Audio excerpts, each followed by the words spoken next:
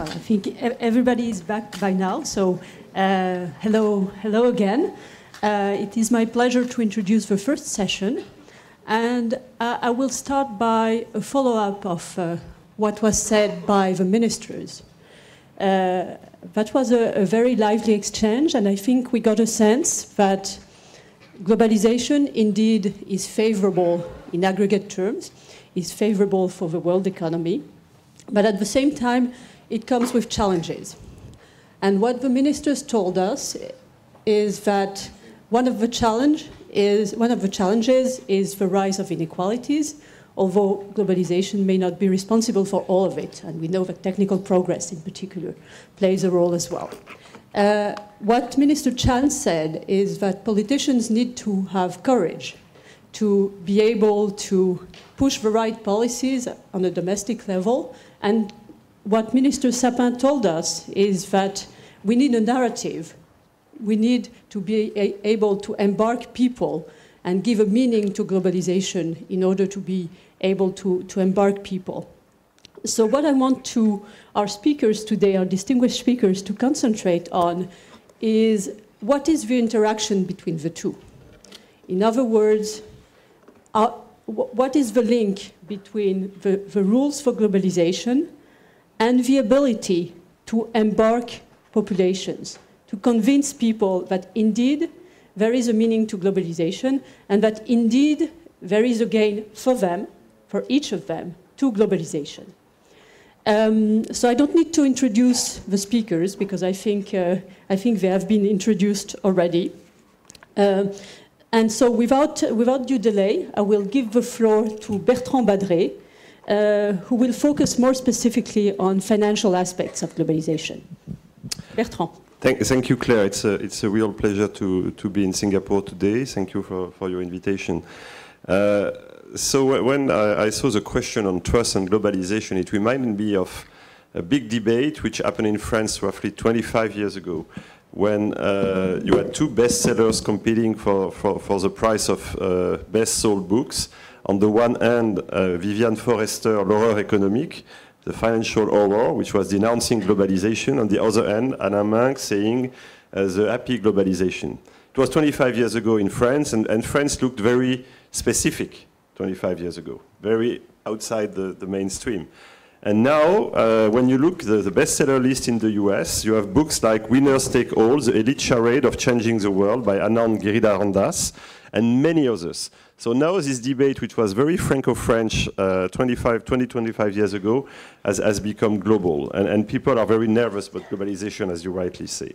What happened in the meantime, besides the technological changes that you refer to, we had the global financial crisis. And to a certain extent, we still are in the global financial crisis in its aftermath, and which was also the crisis of the neoliberal paradigm and the post-World War II globalization institution. And it's very visible, I would say, even in Washington, where I did work for the World Bank and where I'm still living, where you really feel the pressure between the system. So to a certain extent, we are at the end of a 100-year cycle, which started in 1919 with the signature of the Treaty of Versailles, the failure of this treaty and the march to the Second World War. Then we had a reopening of globalization under American auspices, at least for this part of the world, not the other side of the wall, actually. And then, of course, in the 1980s, the second step with the conservative revolution and the extension of what was called at that time the Washington Consensus, etc. The crisis in 2007-2008 was the end of this happy globalization. It was a crisis in many respects, and thousands of books will be written about it. I would just mention the crisis of innovation. So we had financial innovation which had zero interest for the economy, which was self-reflected.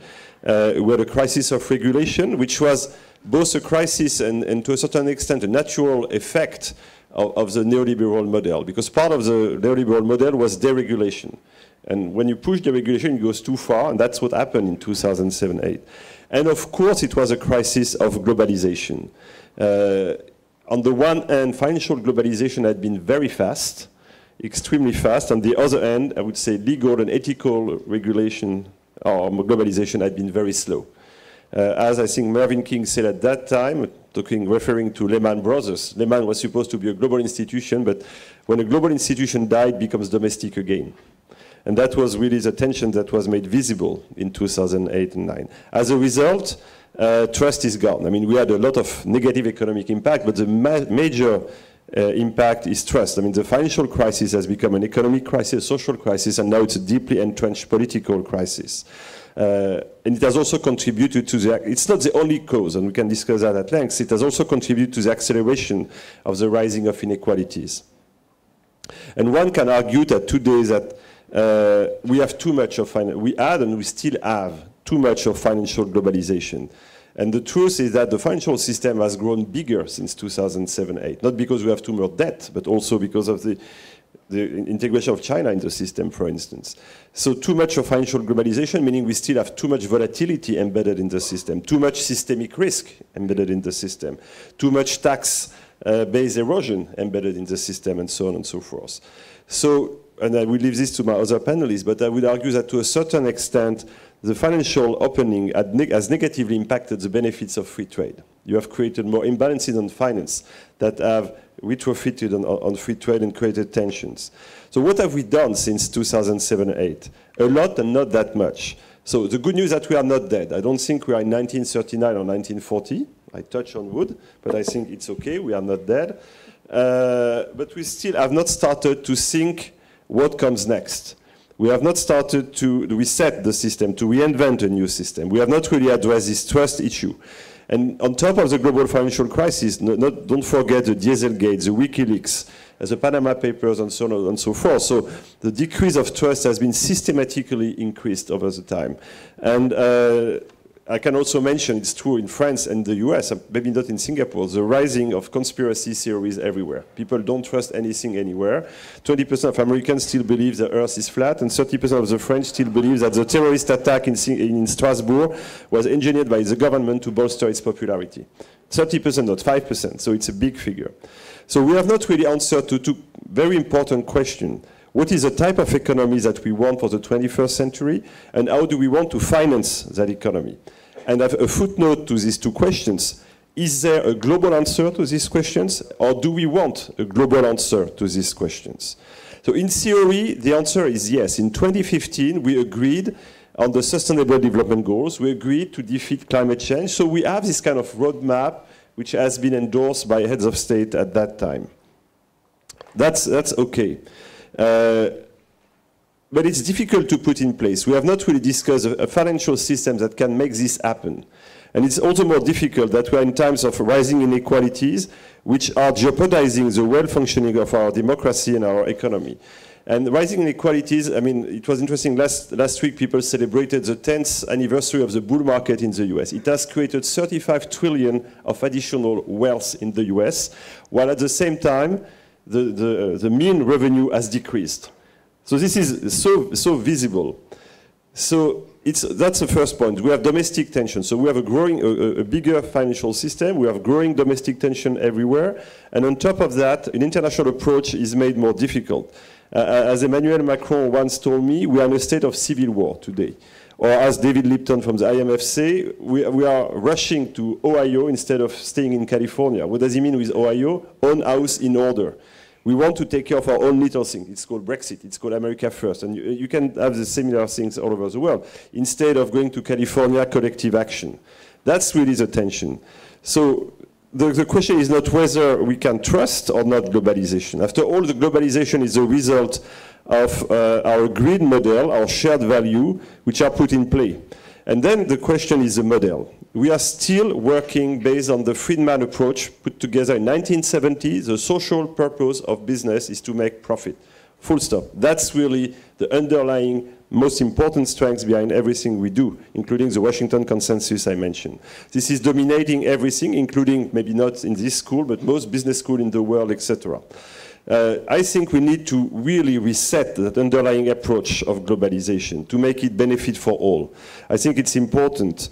The question today is that we no longer have an Anglo-Saxon leadership to drive us. We are not in 1945 where the US could design the world. We are not in 1970s where the Thatcher, Reagan, Milton Friedman, etc., could design the world. Now you have a Chinese alternative. I think it's even more sensitive in Singapore. And we have a silent Europe.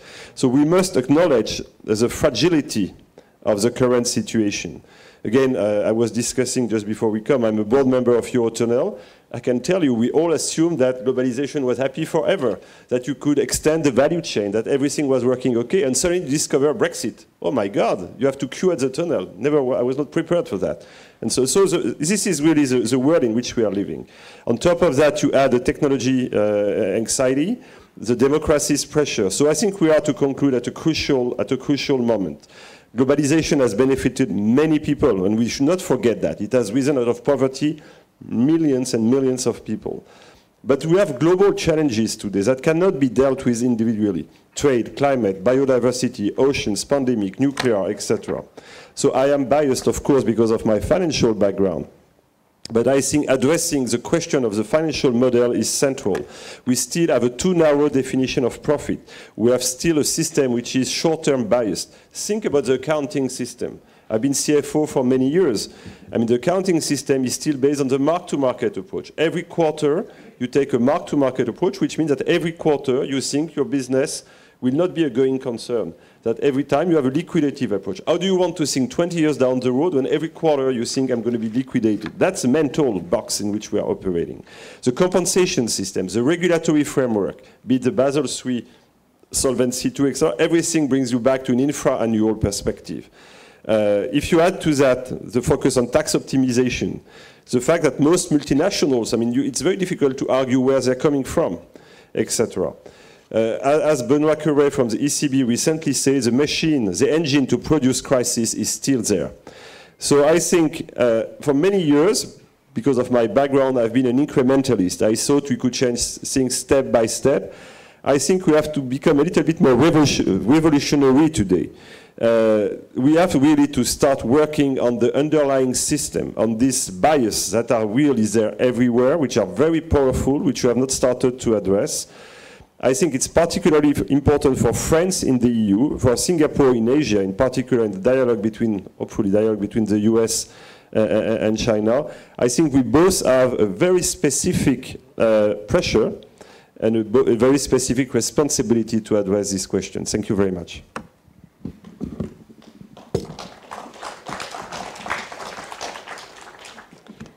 Thank you, Bertrand. Let me now give the floor to Razeen, who will speak first, and then to Deborah, who will discuss trade.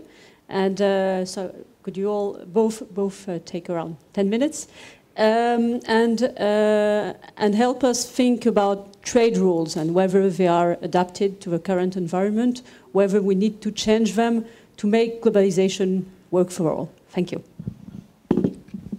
Thank you very much. Let me just flag my main points and hopefully get a chance to elaborate a little during our Q&A. The area of globalization I know best is international trade and trade policy, so that's what I'm going to focus on, but try and relate it as best as I can to this issue of trust, political and social legitimacy. So like Bertrand, I'll start with a bit of historical context. Post-1945, I think we can distinguish 4 eras of economic globalization. The first era, roughly from the late 40s to around 1980, was with hindsight a limited globalization because it was about the reconnection of trade and foreign investment across the Atlantic, plus 13 offshoots outside the West, including 8 in East Asia, led by Japan. They benefited in the aggregate, and those benefits were shared broadly within their domestic population. So you could argue that that era saw a considerable amount of trust and legitimacy in globalization in the West plus those 8, but not outside. The Second World and the Third World at the time rejected globalization. It was a rejection, certainly not trust or an embrace. The second era, roughly from about 1980 to the onset of the crisis, 2008, almost 30 years, was one of historically unprecedented globalization when the second and third worlds joined the system. And we saw enormous aggregate benefits, trade and foreign direct investment multiplied many-fold. And you could argue that that was the high point of globalization, not just in terms of the generation of material prosperity, but also in terms of trust and legitimacy. Now, we saw the cracks appearing in that second phase of globalization, probably somewhere between the Asian crisis and the GFC. And those cracks appeared primarily in the West. The emergence of wider income inequalities and the emergence of an anti-globalization backlash, which we saw for the first time, arguably in the West, at Seattle. And Pascal Lamy, of course, was one of the principal players there. Not outside the convention system, dressed in all kinds of fancy outfits, but trying to get inside the convention center. The third phase is a decade from the crisis, I would say, until the end of 2017, when we saw not deglobalization, not globalization advancing further, but stalled globalization, or what the Economist calls in a recent brief, slowbalization, I think it is. So trade to GDP has pretty much stalled. It's been stuck at around 60% of GDP. Not advancing, not retreating much either. The WTO has been stuck. FTAs haven't really advanced. And there's been what trade economists call creeping protection. Not wholesale protection, but a creeping sort of protection, which has left the system largely intact, particularly those global value chains. But of course, along the way, in the last few years of this era, we saw a much bigger anti-globalization backlash in the West, in the context of a depressed economic environment post-GFC. And of course, with those cracks, those divisions in the West, political, social, and economic widening. So that brings me to the new era of trade and globalization, which I would date to the beginning of last year. In other words, it's an almost brand new era. And perhaps it's an era of emerging deglobalization. That's what the initial signs or symptoms show us. So, of course, this has been triggered at face value by the Trump administration. I won't go into the detail. You're familiar with the detail, particularly the US-China spats, but it's much more than that. And we see ripple effects elsewhere, with other countries beginning to go back to more protectionism than we've seen in recent decades. India, for example, just in the last few months. And the WTO, for the first time in a long time, is in a state of existential crisis because its dispute settlement mechanism may no longer function in a few months' time, and its rules are being flouted left, right, and center, starting with the United States and the other big powers. So, the underlying causes of this, to my mind, are threefold. Firstly, the crisis itself and its aftermath. Secondly, an anti-globalization backlash, so far in the West, but not outside the West. And that's an important distinction to make. And thirdly, something I haven't mentioned so far, China. China, in my view, is very much to blame, alongside the others, for bringing us to this present impasse.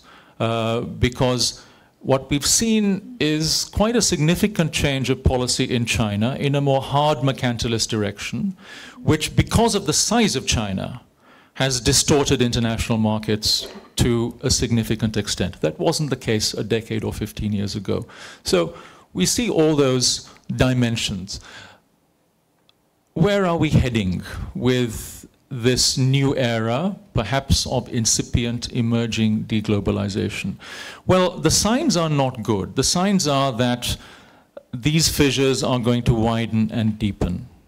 Now, US relationships with traditional allies, both security and economic, I think have held reasonably strongly, despite the pressure put on by the President of the United States.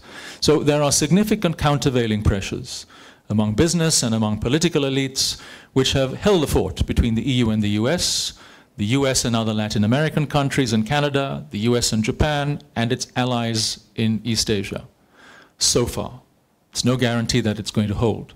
But that's not been the case in the US-China relationship, where we've seen if anything, a divergence coming from both sides.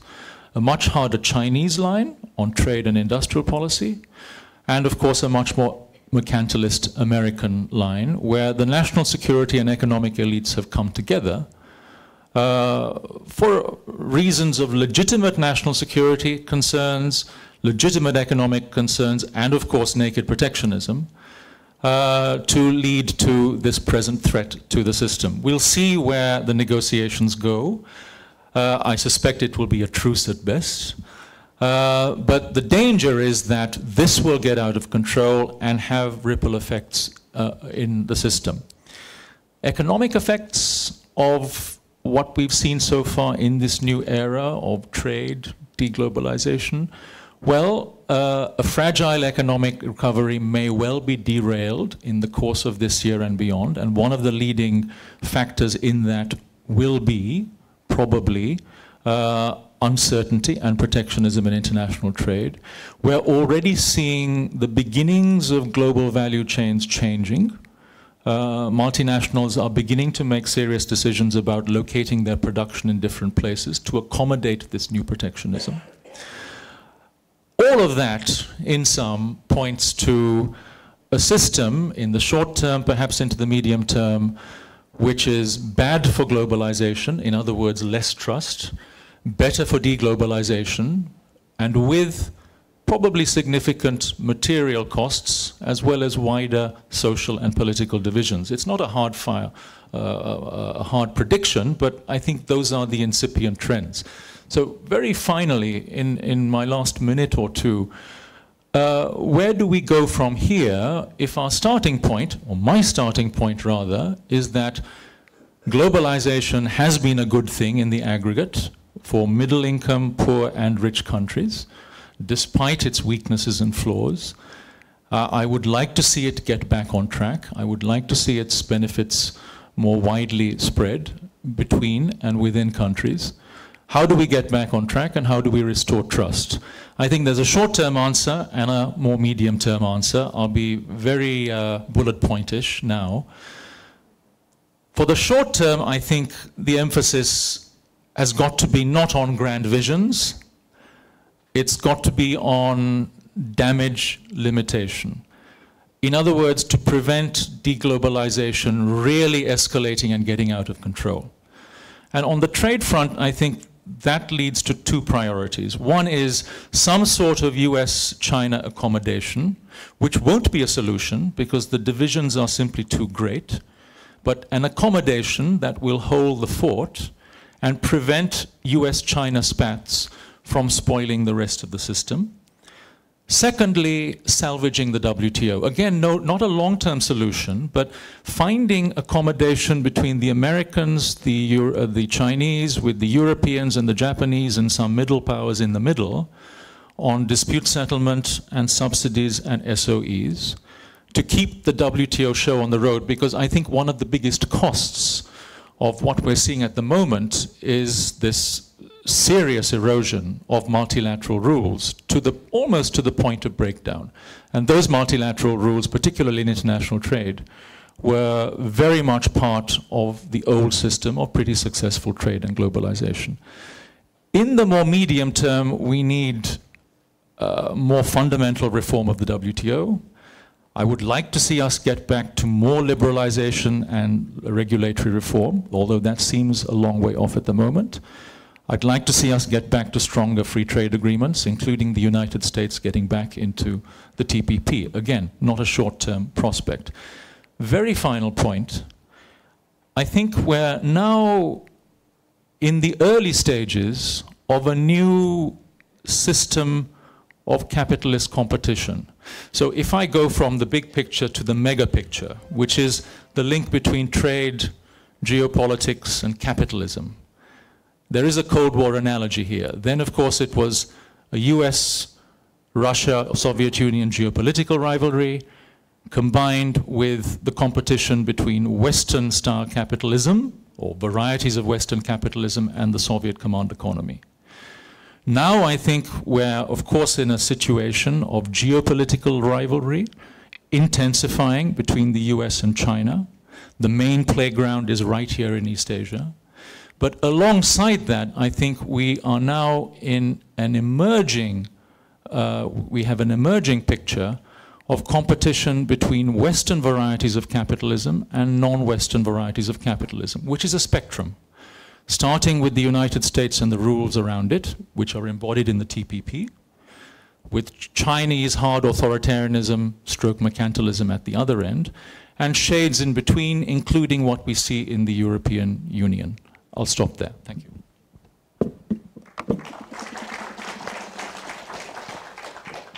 Thank you, Razeen. Deborah? Okay, so what does one say? I mean, I've gone through about 6 different things that I might say as these two were talking, and at the end I'm left going, huh. So the original topic was trust in globalization, and I always find this a kind of a peculiar topic in a way when you sit in Singapore, because, you know, Singapore is one of the most globally exposed countries on earth, with trade that vastly exceeds its domestic economy, both in goods and when you add in services, it's even larger. So this is an interesting question. It's sitting in Singapore, and I would argue sitting in Asia, that looks fundamentally different from our vantage point here in Singapore than it does from other places like Europe or US in particular, where I'm asked this question all the time about, you know, how come Asia seems to keep having integration take place when the rest of the world seems to be anti-integration? What is going on? And I think the answer that I give to people is that we may have a trust issue with globalization in many places and in many parts of the world. But so far, that undermining of trust in globalization has not, I would argue, hit most of Asia, or has not hit very large parts of most of Asia. And my explanation for why that is found for me in Singapore in particular, which is most of you who are either from Singapore or been in Singapore for any length of time, you get the benefits of globalization sitting here in this auditorium. I mean, you in your own lifetime, in your parents' lifetime, and certainly in your grandparents' lifetime, you see what globalization has done for Singapore. You just walk outside and you can see the tremendous changes that have been wrought in this economy that would not have been possible if you had not had Singapore attached to a larger global economy. This tiny little red dot would not be anything if it wasn't attached to the larger global and regional economy. And I think that's true, replicated across most of Asia. And people in this part of the world, at least still, I think, get that. They understand that if you let domestic economies be just domestic economies, most people's standards of living would not be what they are today and would not be what they might be tomorrow. Now, that does not mean that everyone, of course, is happy. It does not mean that everyone is thrilled about the prospects for their children, because many people are now, especially in places like Singapore, saying, wow, are my children going to be better off than I am? And that question is getting a bit dicier. You know, you can only be continuously expanding at tremendous rates of growth for so long before some of that growth is going to flatten, before job prospects for children are going to start to look less prosperous. So some of this may be coming in Asia, Singapore, and elsewhere. But at the moment, most of Asia seems to be still embracing globalization. So do we have trust in globalization? I would argue that generally in Asia, yes. Still enthusiastic about globalization in a way that we do not see in other parts of the world. So how do we know that this is true? Because Asia continues to integrate. Doesn't always do it very well, still challenges with globalization and integration, but Asia continues to integrate. Now, how do we know this? Because they continue to do things like join the Trans-Pacific Partnership, with countries still lining up. The Thais just said that they want to join this last week. They're still negotiating, painfully, 25 rounds now of the Regional Comprehensive Economic Partnership. 16 countries here in Asia negotiating a trade agreement. Hopefully we'll be done. Just got off a conference call this morning where ASEAN is looking for new rules to integrate data and data protection rules, where we have to make a framework this year to deal with data privacy and data protection rules across ASEAN. There are ongoing projects in and around this region that knit things together. I was in Bangkok yesterday at SGAP, so 54 countries. I mean, I looked at this, I thought, wow, this is one weird definition of Asia, but whatever. Asia, 54 countries in Asia that runs from the Stans all the way through to the Pacific Islands. But these are all countries that were there because they're interested, again, largely in integrating. not all of them, some of them a little less enthusiastically, but most of them really wanted to know, what can we do to improve competitiveness about trade facilitation? How can we move goods faster? How can we be better at the global economy? How can we be engaged in the digital economy? I mean, this is a part of the world that still says, we see the handwriting on the wall, and we know that if we're not attached to this, things are going to go awry for us. So even the tiniest countries, we had the delegate yesterday from Kiribati, and actually I meant to get up this morning and look at where on earth is Kiribati, somewhere in the Pacific, but I don't even know where, telling us all about all of the amazing things that Kiribati is trying to do to get connected, both in terms of the digital economy, making sure that the infrastructure is in place and the skills training is there for the Kiribati citizens so that they can do digital, especially digital services, that they can improve their tourism infrastructure. I don't know, maybe we're all going to figure out where Kiribati is and go there in the future. I have no idea.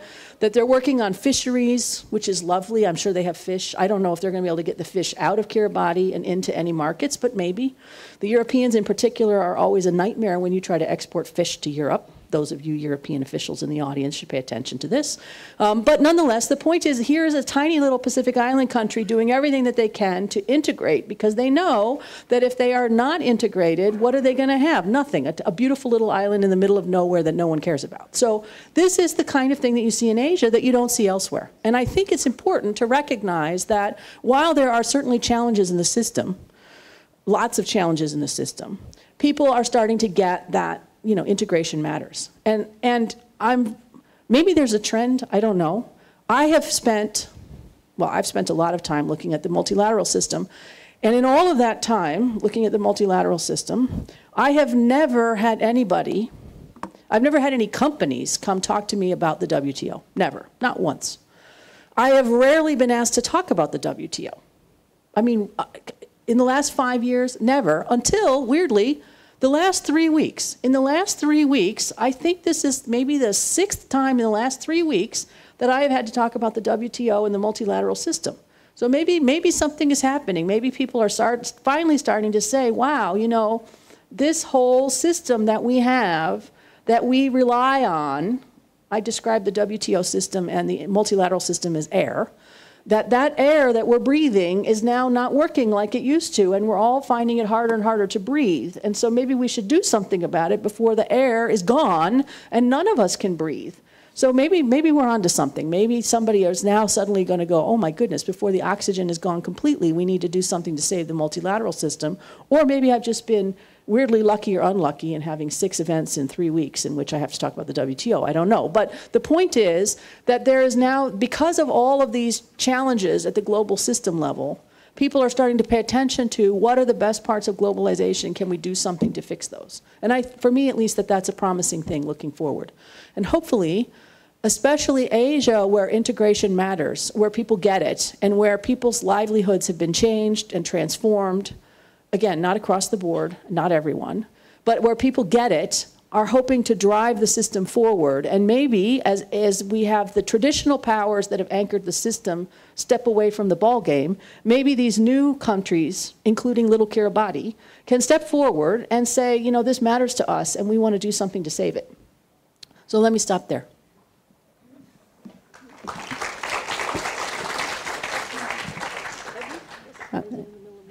Thank you to all.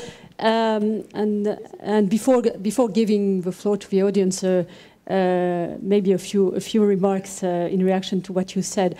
Indeed, when we built this program in the Cercle des économistes, we felt that we wanted to be a bit provocative, discussing the merits of globalization here in Singapore. As you said, I mean, seen from here, they may seem obvious. I mean, the country has developed through economic integration from the start. Even before its independence, it was a harbor with a specific status. And since 1965, of course, it has very much worked to integrate itself into value chain, to go up the scale, to foster financial integration. So this is, of course, a place where globalization is taken as a given. At the same time, I would argue that, And indeed, I mean, globalization works for Singapore as it works probably for all of us in this room. But I would argue that this is not enough. And the enthusiasm that you're talking about, Asia's enthusiasm, Kiribati's enthusiasm for globalization is not enough, because as you all mentioned, I mean, value chains are global. And in terms of globalization, it takes at least two to tango.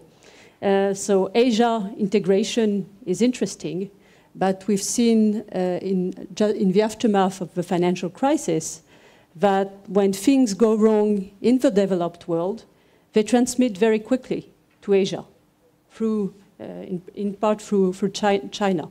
And we know how important the links are between Singapore and China. 25% of Singaporean exports go to China, 25% Great China, and 25% of loan exposure of Singaporean banks is in China. So, so integration is regional, but through regional integration, interdependence is much wider. The value chains are global. So it's good to know, it's interesting to know that Asia is still enthusiastic about globalization, but as you all said, I mean, it's not going to be enough. We need to think more globally. So we need to make sure, and I will very much take a word you said, make sure we restore trust. You all talked about trust in globalization. And here, my question to you is, are we going to restore trust? I mean, I understand the distinction between the short term, which is a damage control approach, and the medium term. But in the medium term, are we going to restore trust by having more of the same rules? Or do we need new rules of the game? And I was not sure where you were standing. I mean, Razeen, you said more liberalization. I mean, do we need to push the same kind of rules further, or do we need to change something to the rules?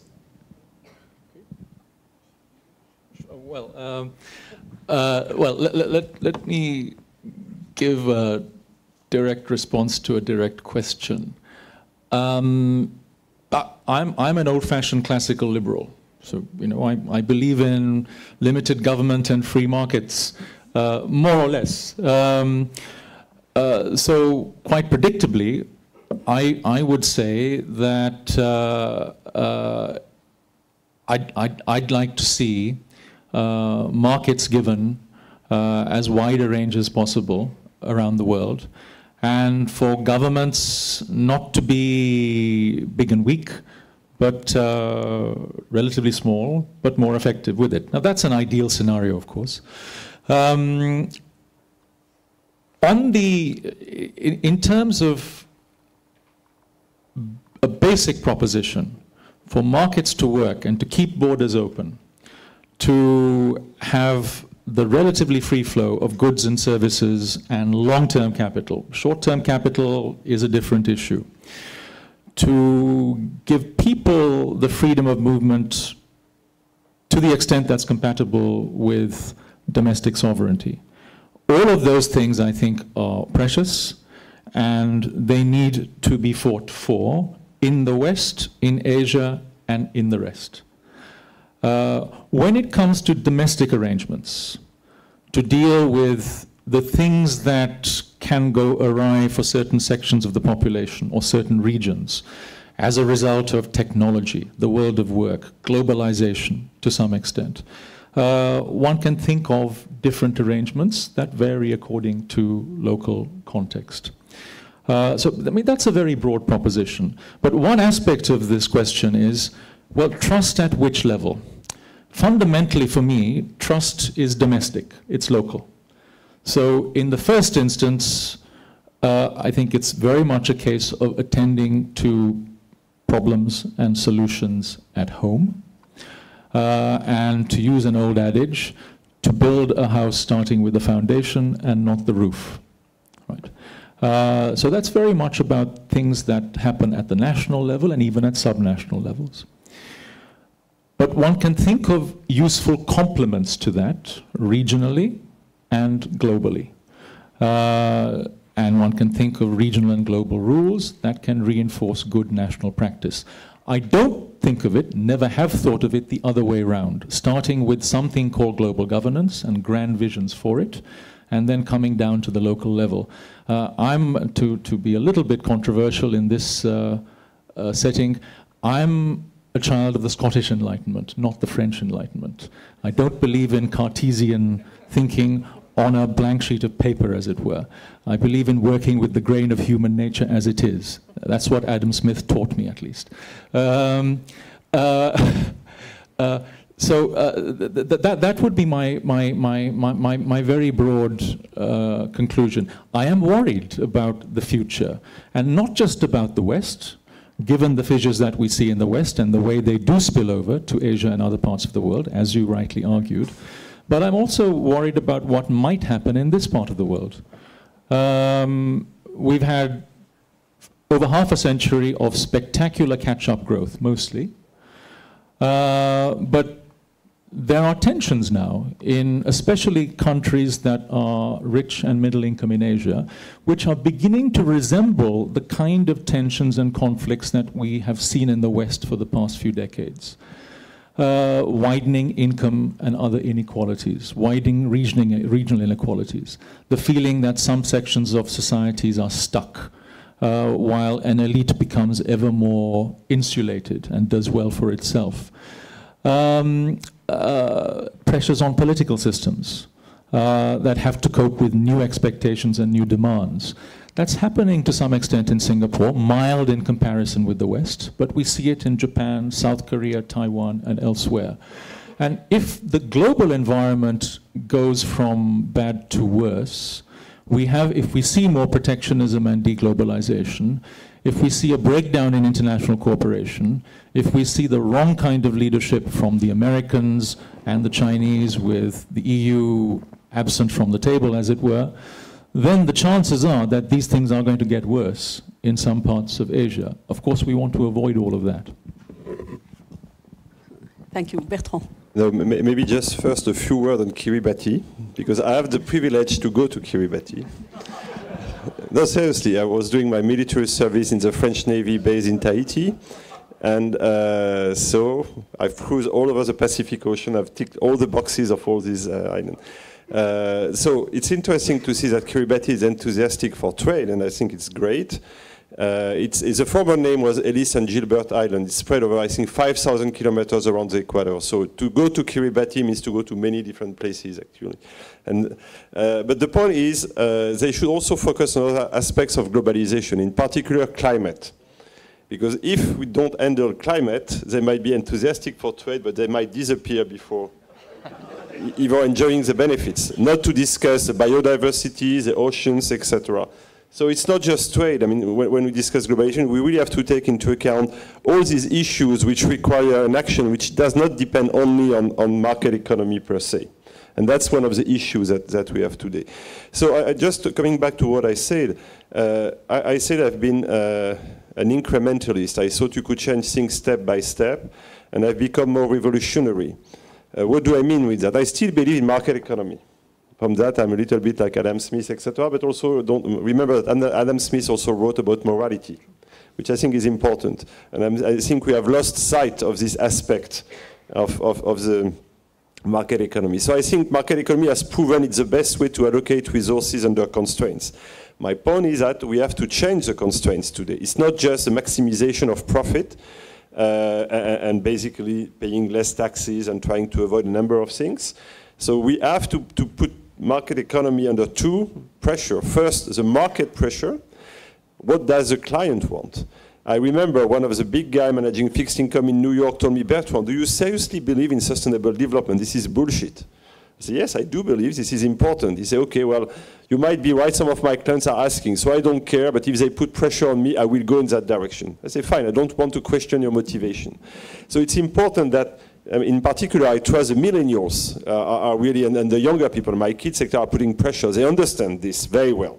And they are not cynical. They reject hypocrisy, etc.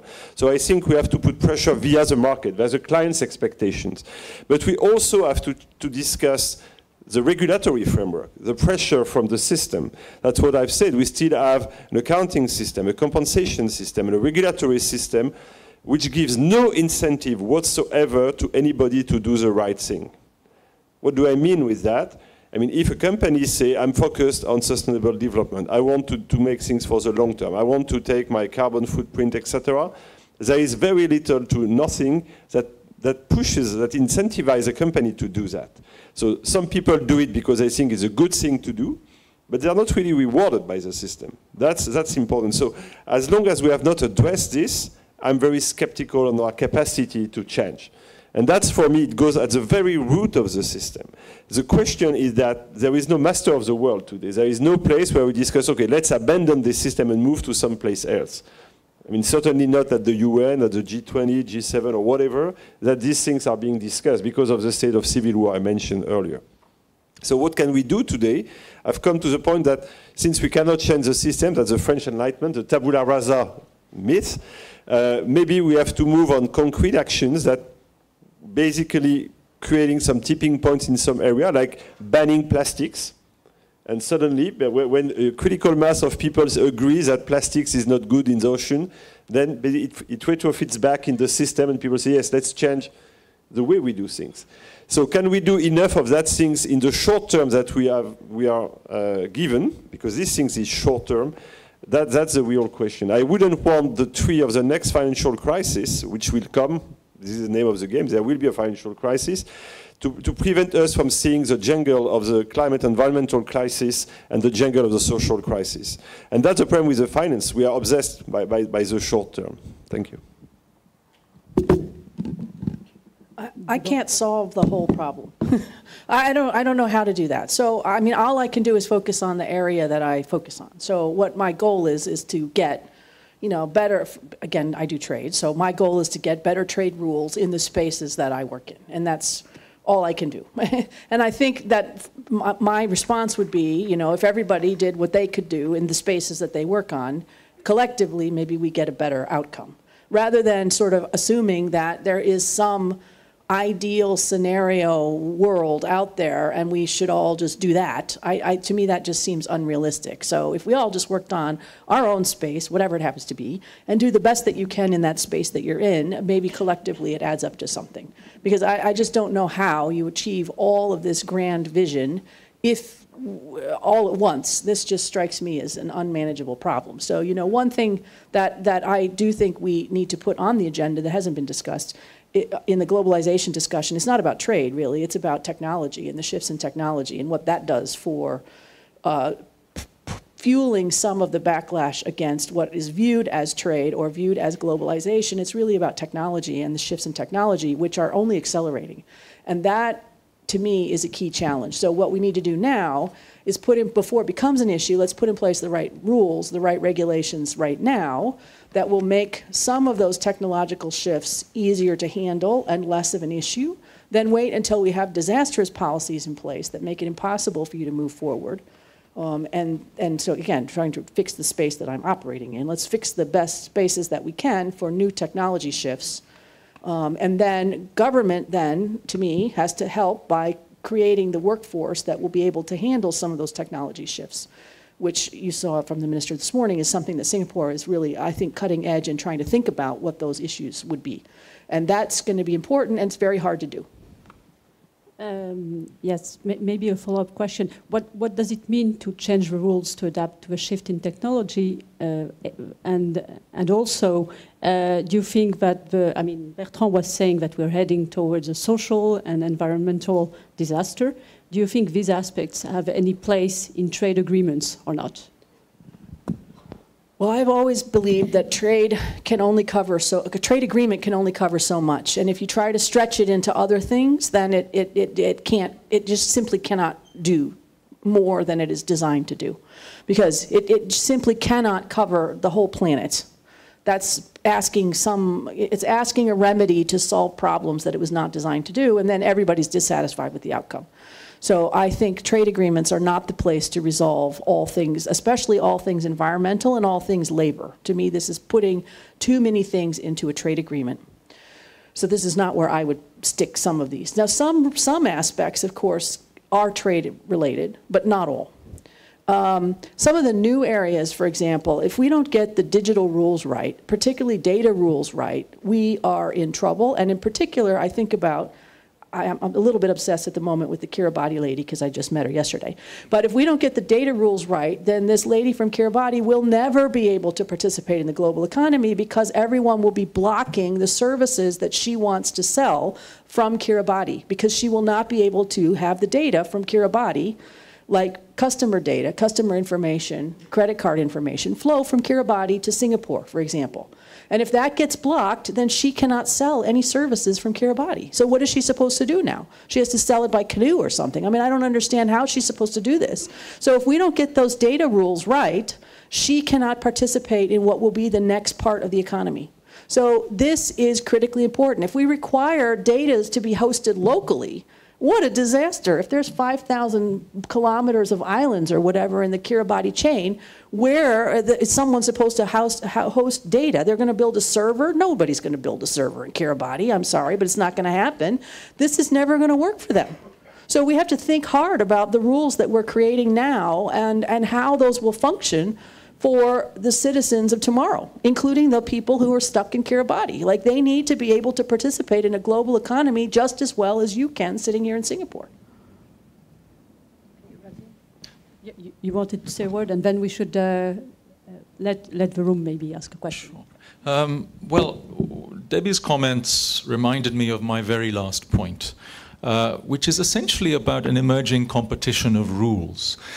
I think the reality is that in the future, we are not going to see one set of rules that will dominate, for example, on digital trade and data, but different rules emanating from 2 or 3 big powers vying for supremacy in different parts of the world. It's going to be messy. So take trade and environment or trade and labor. Now, I agree with Debbie. Ideally, trade agreements should be limited to trade and what is genuinely trade related, and other things which might be distantly related should be dealt with in parallel agreements, but shouldn't muddy or complicate a trade agenda. The political reality, of course, is completely otherwise, pushed by the United States and by the European Union in their trade agreements, but not by the Chinese. So you have a competition, in effect, between different types of trade agreements. A Chinese type trade agreement is very light on trade, partly because you want to preserve as much domestic discretion as possible, but big on infrastructure and the bilateral projects that go with it. It's a combination of trade and infrastructure, as opposed to the kind of more market rules plus other agendas that are built into a US type and slightly more weakly a European EU type FTA. That's one competition that's playing out around the world. Data. A new book is out there which I think has coined the term the splinter net. We have, 4 different models on offer for the world. One is the original Tim Berners-Lee libertarian model, very much about an expansion of freedom of choice for the individual through the internet and data flows. The second one, which predominates in the United States and which is led by American big tech companies, is a commercial one about using data for narrow commercial gain around the world. The EU one is more about data privacy, often at the expense of free data flows across borders. And then there's the Chinese one, which is about, to put it in official terms, protection of national sovereignty, but essentially about the discretion of the government to achieve certain specific objectives. So you have that competition playing out, and we'll see that replicated in many more areas around the world. Okay, I think we have time for probably a couple of questions. Yes, I see two hands, so that will be the 2 questions. Thank you. Question for Debbie on carbon taxes and reducing negative externalities in the trade system. Do you think there's basis for us, i.e. society broadly speaking, subsidizing the consequences of a carbonized economy going forward? And why wouldn't the trade system be, one, responsible, and two, capable of encapsulating carbon taxes going forward? The last part of my question would be, what do you think the shift to a system where we have real carbon taxes, i.e. not the $5 per ton level that Singapore is promulgating? Thanks. Did you want two questions or you want that? Yeah, maybe we'll take both questions and then answer them. Yes, sir. I'm Henry Chen. I'm a development economist. Now, my question is about on the proposed WTO reform. Because if you look at this China-American trade war, these are the two biggest players in the global system, and they are doing this by bilateral means, not multilateral. And it's going to be very bad for the WTO dispute resolution mechanism, which is already suffered from the cases that by the end of this year, early next year, there'll be no judges sitting on the panel to resolve the WTO disputes. Now, my question is that in face of this bilateral negotiation of two biggest players, who is going to anchor the globalization process, what are the proposed WTO reform that you think should be put in place and likely most workable and acceptable to the two biggest players? And the second question is about the underpinning economic reality of a rising China who is now having 15% of global GDP and who feel that its voice in the globalization process was not really that much being heard of. So how is the world going to adjust the new reality of the shifting economic gravity toward developing countries? And how should the world be adjusted to it? Thank you. Okay, thank you. There was actually a third gentleman who wanted to ask a question, so if it can be short, and then I'll give...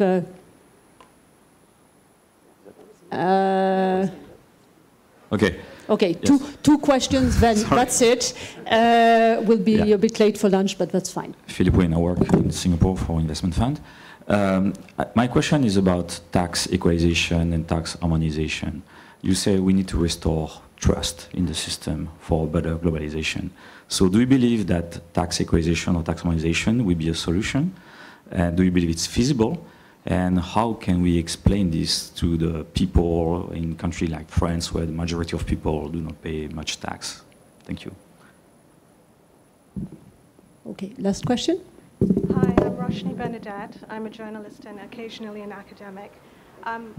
Can you speak closer to the mic? It doesn't seem to be working too well. Hi, is that better? Okay. Hi, Roshni Benedette. I'm a journalist and occasionally an academic.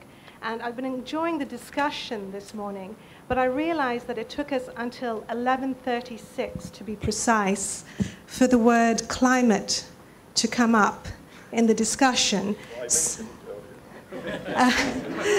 So my question is on environmental policy and climate change. In your assessment or in your opinion, what are the key challenges for the new horizon for the world economy in areas of environmental policy and climate change? And in your response, if you could address areas such as greater collaboration in terms of knowledge management, education, and new technologies for renewable energy. Thank you. Okay, thank you. Let me abuse my position of chair to answer this last question by saying that we're going to have a specific session on climate.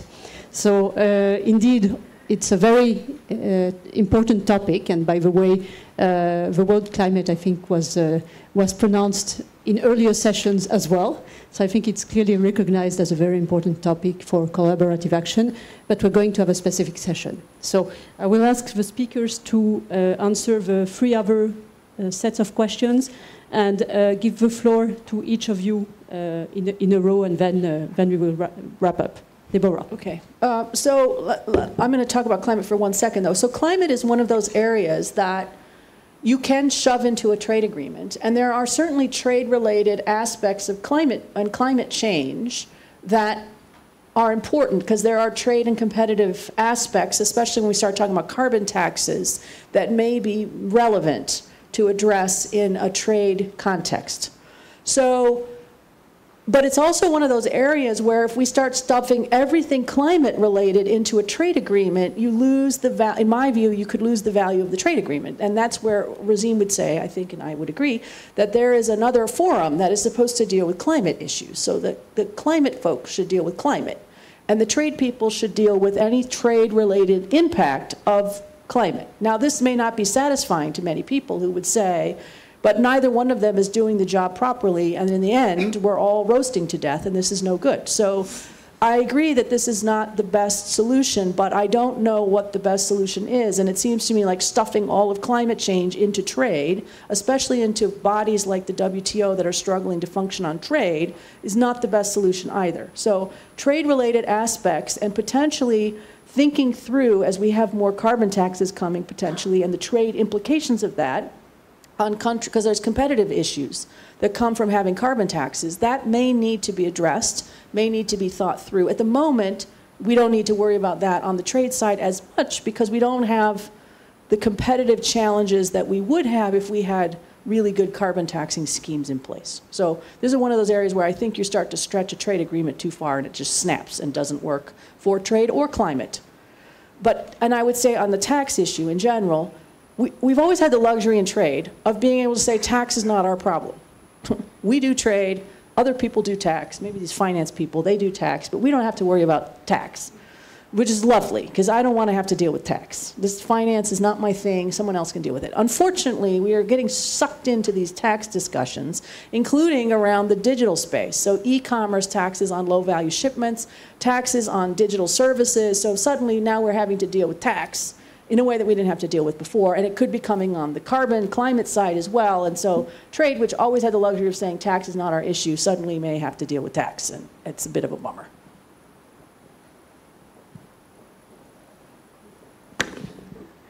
No, as I said in my introduction, I think the tax issue is, especially when you are French, you are looked with, some suspicion when you raise the word tax.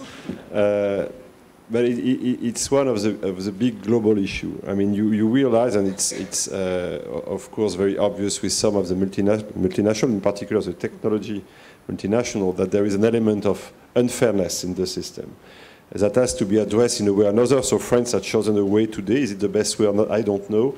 But this is something that needs to be addressed. This has been at the agenda of the G20 for many years with the support of the OECD. It's progressing, but it's extremely slow. And it's also part of this anonymous globalization where more and more people feel that multinationals have no longer domestic roots. They just optimize everything. And if we don't address that, you cannot have your local trust if the global system has no local roots in a way or another. And that's part of the challenge. I don't have the answer, because the answer is necessarily multilateral or cooperative. Again, if you choose in one given country, maybe with the exception of the very big one like the US or China, but a smaller country cannot decide to change the system on its own. So I don't have the answer, but for me it's part of the central question that needs to be addressed I would ideally say in the short term, I mean more realistically in the medium term. But that's really absolutely critical if you want to restore trust in globalization. Razeen. Thank you. Ça c'est très français de proposer l'argument pour l'harmonisation des impôts à la place de la concurrence des impôts. It's very French to make the argument for tax harmonization as opposed to tax competition, and of course the Anglo-Saxons usually do it the other way around. Look, I think one can have perfectly legitimate and sometimes very technical arguments about transfer pricing among multinationals and the way that's exploited, about whether taxation should be source-based or destination-based, whether there should be a sales tax or what have you. But I would still fundamentally defend the principle of tax competition among jurisdictions as an essential ingredient of competitiveness. That's the Irish argument, that's the Singaporean argument, and I think that still holds very, very strongly. Just a quick word about trade and the climate change agenda. I think the same principle applies to other aspects of trade and environment or trade and labor standards. If you start to add on to the trade agenda a kind of standards harmonization agenda, or even a tax harmonization agenda, since we're talking about carbon taxes, and then use the WTO's dispute settlement mechanism to enforce it, you are basically enforcing someone's agenda on others who fundamentally disagree with it, and trying to level a playing field artificially. And that can be, to mix my metaphors, a backdoor for protectionism. Just as anti-dumping duties are a backdoor for protectionism, and imposing certain environmental standards on other countries is a backdoor for protectionism, that can also be the case for carbon taxes, in addition to the complication of actually measuring what a carbon tax is and how it corresponds to value added along a very complicated global value chain. Much easier said than done. Finally, WTO reform. Again, I would make this distinction between short-term damage limitation and expediency and more medium-term fundamental reform. In the short term, the principles need to find an accommodation somewhere between the Chinese and the Americans in order to get to unblock that American veto on appointing new judges to the dispute settlement mechanism so it can continue to function. That's the short-term imperative. To do that, there has to be some sort of agreement on moving back to judicial restraint rather than the kind of judicial activism that the Americans complained about, legitimately in some cases, in the first couple of decades of the WTO. There needs to be some sort of soft agreement on subsidies and some sort of soft accommodation of state-owned enterprises, whereby the Chinese make concessions, but not to the extent where they are asked to change the fundamentals of their industrial policy and the way they run government policy, because that's ultimately a domestic sovereignty issue. The United States, the WTO, the EU, and others are not going to change that fundamentally. But there is a gray area in the middle. And that includes Chinese complaints about unfair subsidization and lack of market access to the European Union and to the United States. So that means that there is room for negotiation and give and take. But the political will is lacking to get there. More medium term, there are, and Pascal Lamy knows the chapter and verse of this, of course, big gaps in WTO rules. It is unrealistic to expect them to be really strong the day after tomorrow. But in the medium term, what one should aim for is, again, some kind of middle ground where we have new and functioning rules on foreign direct investment, which is only covered in a very limited way in the WTO, on digital trade, though not as hard as one finds, for example, in US FTAs, on subsidies, on state-owned enterprises, and a few other things besides. And the only way to actually achieve that in the medium term is through coalitions of the willing, not in an agreement among 164, because that's utopian, but in groups of, say, 10 or 20 that account for the bulk, 80 to 90% of international trade and foreign investment. That seems a long way off from where we sit at the moment, but if damage limitation in the short term can be successfully achieved, that's a big if, then I think that's the agenda for the future, very broadly thought of. Well, Bertrand wanted a quick follow-up, and then I will conclude. No, I just wanted to. I understand that trade cannot solve everything, etc. That's fully agreed. But I really wanted to insist on the sense of emergency that I'm feeling on where I'm coming from. It's particularly felt in advanced economies, the rising inequalities, the environmental tensions are there. And we don't have decades to discuss them. And at the same time, I'm afraid we are fooling ourselves. So we are saying, oh yes, we developed the green bonds, we developed all these new instruments. They are still extremely small. And I'm afraid that we are doing a little bit too little, too late. We still believe that things will find a way forward. And let me conclude. I mean, I said we are not in 1939. For the French in the room, you might remember that a writer called Jean Giraudoux wrote a theater play in 1936 called The War of Troy Will Not Happen. 1936. And it was a discussion mostly between the Odysseus, the envoy of the Greek, and Hector, the envoy of the Trojans, to say, oh guys, we are very smart. This war doesn't make any sense. We should really find a way out of this war. And Odysseus has this amazing word at the end, and he says, the privileges of des grands de ce monde, of the rich and powerful, let me put it this way, the privilege of the rich and powerful is to believe they can watch a catastrophe from their terrace. I strongly believe we are at the terrace now, and we don't have that much time to handle the issues that have basically developed over the past few years.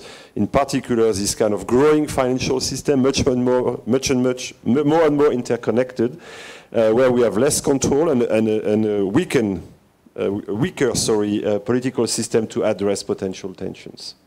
Thank you very much, Bertrand. I think this was a very good exchange of views. I think I would wrap up by saying that we all agree that we need to restore trust in the system. We need a collaborative approach.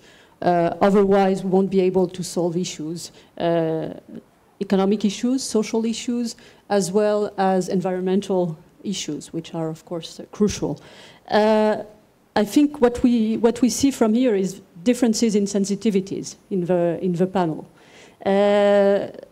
Some of you argued that the first and foremost thing which has to be done is to have local policies that are in order, that address local issues, and then regional and multilateral rules come second. I think the way Bertrand phrased it is, well, both are very much needed. It's a bit of an en même temps. And I think that's probably a consensual vision that we need both to fix local policies, because they can do a lot, including within the current frameworks. But we also need global rules that ensure a real level playing field across economies. And I think if we dig too much into what the level playing field implies, we will see differences again. So I will leave it at this level of generality. Finally, let me tell you two things, since I have the mic. One is that you're all very welcome to Aix-en-Provence. That's the place in southern France where these discussions will continue. I mean, this year we will talk about trust and how to restore trust. So I think our panel today was very much at the core of these issues. And second thing, we are delighted, of course, that this event is the last one of the Year of Innovation. That's a joint Singaporean-French year. And it will conclude the Year of Innovation, which shows also the strength of the links between our two countries and the interest that we have for joint work. With this, let me ask you to produce a round of applause for our panel.